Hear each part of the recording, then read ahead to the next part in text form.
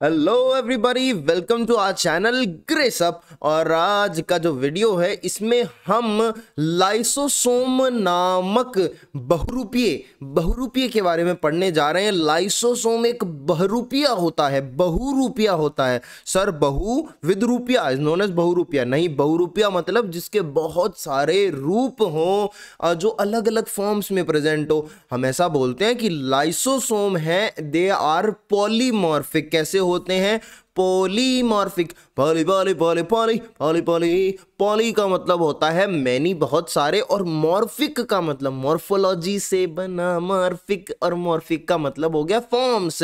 इसकी बहुत सारी फॉर्म्स हैं रे, मैं कौन सी के बारे में बात करूं, बहुत हैं इसकी फॉर्म्स हैं। अच्छा, तो लाइसोसोम आर पॉलीमॉर्फिक ऑर्गेनेल, ठीक है। और अच्छा, ये पॉलीमॉर्फिक हैं तो इस फिनोमिना को क्या बोलते हैं? पॉलीमॉर्फिज्म।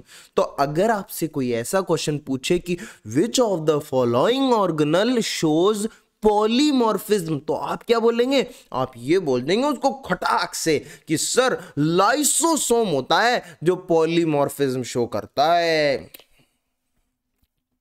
ओके, तो लाइसोसोम शोज पॉलीमॉर्फिज्म, ठीक है। अब लाइसोसोम पॉलीमॉर्फिक है, इसके कई फेसेस हैं, कई रूप हैं इसके। तो पहला रूप है प्राइमरी लाइसोसोम, या फिर तो ये प्राइमरी लाइसोसोम के फॉर्म में एग्जिस्ट करता है, या सेकेंडरी लाइसोसोम। और पता है बच्चों? नहीं पता? बता दे, बता रहा हूं ना। देखो, ये जो सेकेंडरी लाइसोसोम है इसके कई लोग डाइजेस्टिव वैक्यूल भी बोलते हैं। डाइजेस्टिव वैक्यूल भी बोलते हैं। सर इसका मतलब इसमें डाइजेशन जैसा कुछ होता होगा क्या?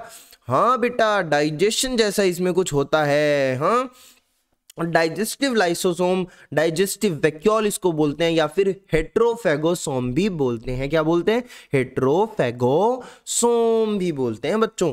और तीसरे नंबर पे रेसिड्यूअल बॉडी। रेसिड्यूअल बॉडी ऑटोफेगोसोम, इन फॉर्म्स में लाइसोसोम एग्जिस्ट कर सकता है, ठीक है। अब अपन लाइसोसोम की इन फॉर्म्स को समझते हैं आराम से, ठीक है ना। थोड़ा समझ ही लेते हैं, है ना। कितनी बकवास पहली। अब मैं खुद को छोटा, बहुत छोटा कर देता हूँ, ठीक है। सर इतना छोटा नहीं, नहीं नहीं, थोड़ा सा बड़ा करो, थोड़ा सा खुद को बड़ा करो। बड़ी चीज़ें हमें पसंद है। आई नो बच्चों, तुम्हें बड़ी चीज़ें बहुत पसंद है, इसलिए थोड़ा सा बड़ा रखा है मैंने।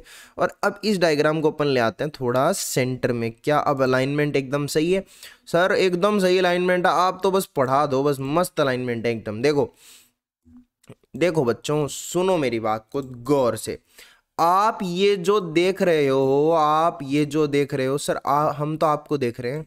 हाँ, अरे देखो, तुम ये जो देख रहे हो ना सर, क्या देखना है हमें? हमें ये जो ये डायग्राम, ये सेल जो दिखाई दे रही है तुम्हें, इस सेल के बारे में हम करते हैं बात, ठीक है।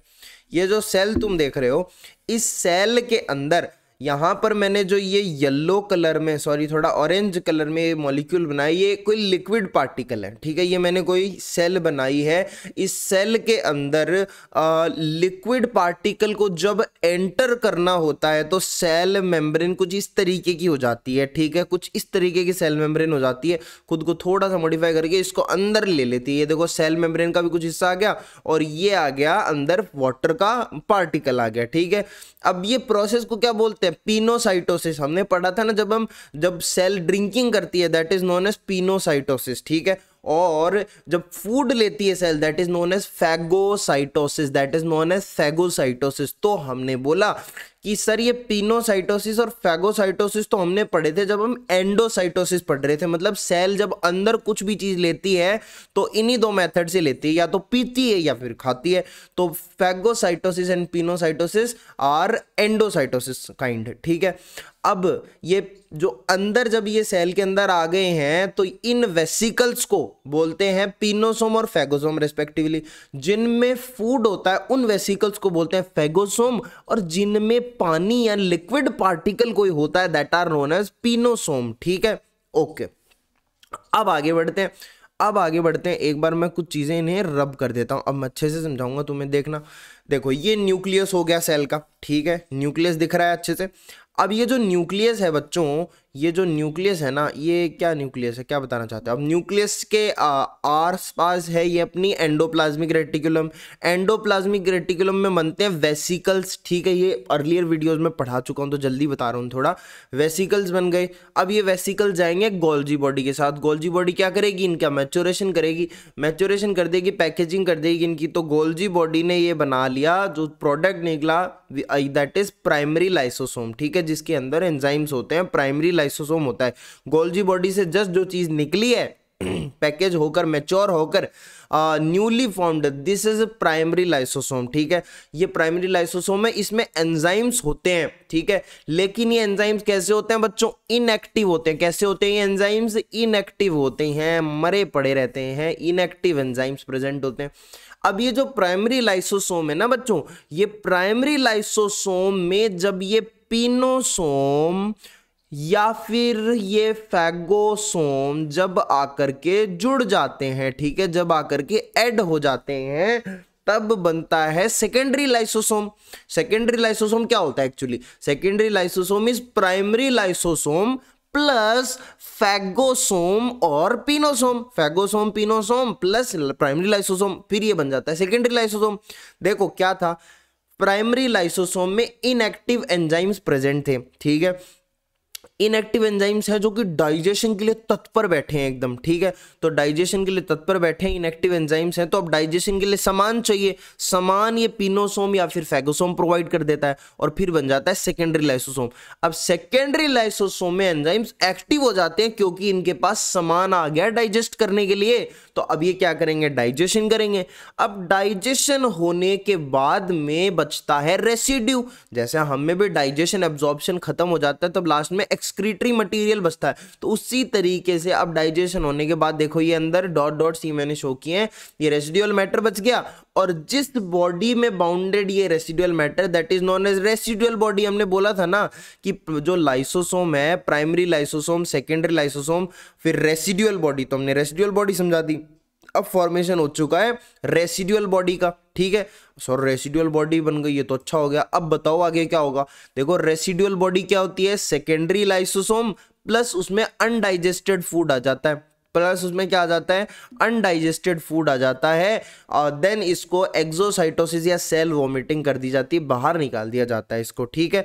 तो ये एक सिंपल सी चीज़ है। यहाँ पे हमने देख लिया प्राइमरी लाइसोसोम क्या होता है, ये हमने देख लिया सेकेंडरी लाइसोसोम क्या होता है, फिर हमने बोल दिया रेसिडुअल बॉडी क्या होती है। सर ये ऑटोफैगोसोम क्या होता है ये भी बता दो। ये देखो तीनों फॉर्म्स आ गई ना इसकी, गोल्जी बॉडी की, सॉरी लाइसोसोम की तीनों फॉर्म्स आ गई। पॉलीमॉर्फिक था, बहुरूपिया था, तो इसकी तीनों फॉर्म्स हमने पढ़ ली, तीनों फॉर्म्स इसके अंदर आ गई, ठीक है। अब देखो बच्चों क्या होता है। ऑटोफैगोसोम की बात करूं तो ऑटोफैगोसोम में हमने देखा होगा टैडपोल होता है और फ्रॉग होता है। फ्रॉग के अंदर टेल नहीं होती, टैडपोल में टेल होती है। तो ऑटोफैगोसोम क्या करता है? ऑटो मतलब खुद को ही, फैगोसाइटोसिस कर देता है, खुद का फैगोसाइटोसिस, यानी जैसे उसमें टेल एब्सेंट क्यों होती है? बिकॉज टेल को कंज्यूम कर लिया जाता है। कौन खत्म कौन करता है टेल को? यही लाइसोसोम ही करते हैं, ठीक है। तो ऑटोफैगोसोम जो खुद की हत्या कर ले, मतलब खुद का ही नुकसान करते हैं, खुद का डाइजेशन करना, ठीक है। तो ये हमने एक्चुअली में क्या पढ़ा है बच्चों? लाइसोसोम पढ़ा है। लेकिन लाइसोसोम का शुरुआती पार्ट तो रह गया। देखो लाइसोसोम को हम सुसाइडल बैग्स भी बोलते हैं। क्या बोलते हैं? सुसाइडल बैग्स भी बोलते हैं। सुसाइडल बैग्स क्यों बोलते हैं? क्योंकि इनके अंदर डाइजेस्टिव एंजाइम्स होते हैं, तो डाइजेशन करते हैं। और जब ये खुद कई बार खुद की सेल को भी खा जाते हैं डाइजेस्टिव एंजाइम, अगर लाइसोसोम फट जाता है ना तो पूरी सेल खत्म हो जाती है, उसको ऑटो डाइजेशन बोलते हैं। आगे बढ़ेंगे, चलो काम का इतना ही है, ठीक है। तो what are lysosome? Lysosome are spherical structures surrounded by single membrane rich in hydrolytic enzyme. तो सिंगल मेम्ब्रेन बाउंड ऑर्गेनल होता है लाइसोसोम, और बेटा इसमें हाइड्रोलिटिक एंजाइम्स होते हैं। और हाइड्रोलिटिक एंजाइम भी कितने प्रकार के? जोर से बोल दो 50। कितने? 50। अरे 50 एसिडिक हाइड्रोलेजेस प्रेजेंट होते हैं। एसिडिक क्यों बोला? क्योंकि ये एंजाइम्स वर्क करते हैं एसिडिक पीएच पर, तो वर्क एट एसिडिक पीएच। इसी वजह से इस मेम्ब्रेन के थ्रू अंदर पंप करे जाते हैं। पंपिंग मतलब एक्टिव ट्रांसपोर्ट, तो पंप करा जाता है into the cell H positive ion को, ताकि एसिडिक मीडियम बनाया जा सके। और एसिडिक मीडियम होगा तो एंजाइम्स काम करेंगे। कौन से एंजाइम्स है? Lipases, carbohydrases, nucleus, proteases, lysozyme. Lysozyme हमारे आंसुओं में होता है ना, हमारे सलाइवा में होता है, बिकॉज इसका फंक्शन क्या होता है, एंटी बैक्टीरियल, बैक्टीरिया को मारने का काम करता है बच्चों। लाइसोसोम वर्क्स एज बैक्टीरिया को मारने वाला एंजाइम। तो it contain enzyme for digestion of food which contain lipid, carbohydrate, protein, nucleic acid, ठीक है। तो ये सारी चीजें हमने लाइसोसोम के बारे में देख ली। और अंत में मैं ये कह सकता हूं, सॉरी ये मैंने दिखा नहीं ना, थोड़ा बहुत कम दिखा होगा, आई नो थोड़ा सा कम दिखा होगा, I am sorry for that, मैं खो गया था थोड़ा सा पढ़ाने में, है ना। तो लेकिन अब देख सकते हो आप, ठीक है। तो ये सारा मैटर है यहाँ पर, ठीक है, ये सारा मैटर है, तो आप देख सकते हो, ठीक है ना। तो आई होप आपने नोट्स बना लिए हो, नोट कर लिया हो। अब अपन मिलते हैं नेक्स्ट वीडियो में।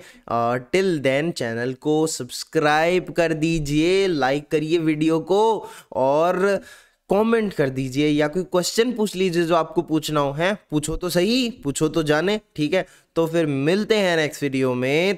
Thank you for watching the video, bye. अच्छा तो हम चलते हैं, बाय। ध्यान रखिए, पढ़ते रहिए, बाय।